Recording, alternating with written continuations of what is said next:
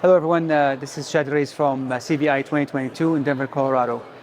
With me is Dr. Edoardo Zancanaro. He's from Rafael Hospital in Italy, and we are privileged to have him here because he is a CV surgeon, but also he does interventional cardiology. Ricardo, thanks for being with us. Thank you very much for this opportunity. Sure. Thanks. So you before we went live, you talked about a challenging case for valve or degenerative valve, and how we can make tough decision to differentiate what is best for the patient. Can you walk us through the case? Sure, of course. This was a really interesting case. We have a strong heart team in which we discuss all the patients. Yeah. This was a degenerated homograft procedure. This is a very ancient procedure for cardiac surgery field. And then we have the degeneration of the valve. So the point was to decide whether to use a TAV valve. So it would be a valve in homograft or valve in valve if you prefer. But of course, even though I'm a surgeon, I strictly believe that for the better for the patient, we should find something less invasive. Okay. There were some surgeons, of course, more prone to operate and do a Ross procedure or this kind of stuff, or a ventral as well.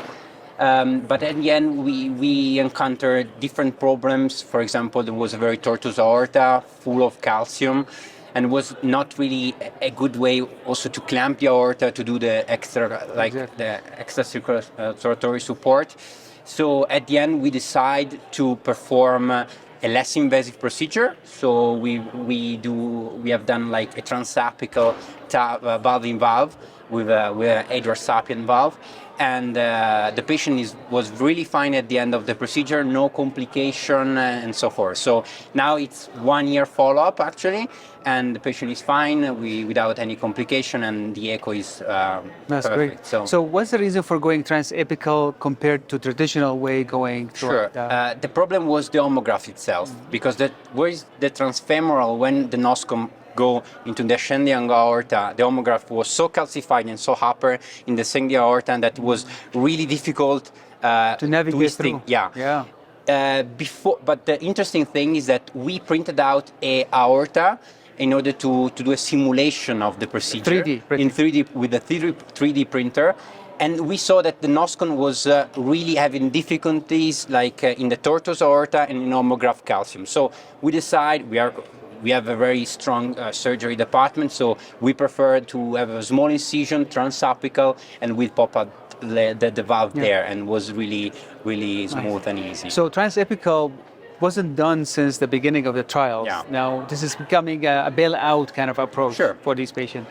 So what are the expectation, recovery time from a transapical, because we rarely do it now? Yeah, this is a really interesting question. I think that it depends on center and operators. Because in my department for the cardiac surgery field, we do a lot of minimal invasive procedure. So we are really used to do very small incision and very not only small but very easily access to all the other minimal invasive cardiac surgery stuff. So the recovery is very fast because it was like a middle passage between a total interventional procedure and a cardiac surgery. But I think that, of course, the procedure in TAV, generally speaking, should be transfemoral, of course. In these kind of cases, if you have operators that are very comfortable with minimal invasive access, you should go for it. Yeah, well, in this complicated case. Absolutely. And the patient had a normal ejection fraction or compromised ejection fraction? At the beginning, there was reduced ejection fraction, not severely compromised, but reduced.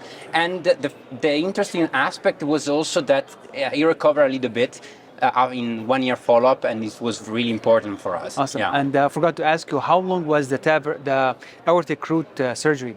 It was actually 17 years before. 17, oh, yeah. So that's because the homograft, again, was really old procedure, really, really nice at the end. But the problem is that when they calcify, they can calcify also earlier. Yeah. And when they calcify, we can have different And the problems. patient maybe outlived the graft itself. Yeah, for of 17 course, years. of course, of course, Yeah. of course. Well, thank you so much for teaching us on Thank you different very much. approach and challenging cases, especially highlighting the innovation in doing 3D printing to see how your Yeah. technology can work and bail out the Absolutely. strategy as well. Please watch these videos and others on the CVI YouTube channel. This is Chadi Alraies from Denver, Colorado. Thank you so much. Thank you very much. Yeah.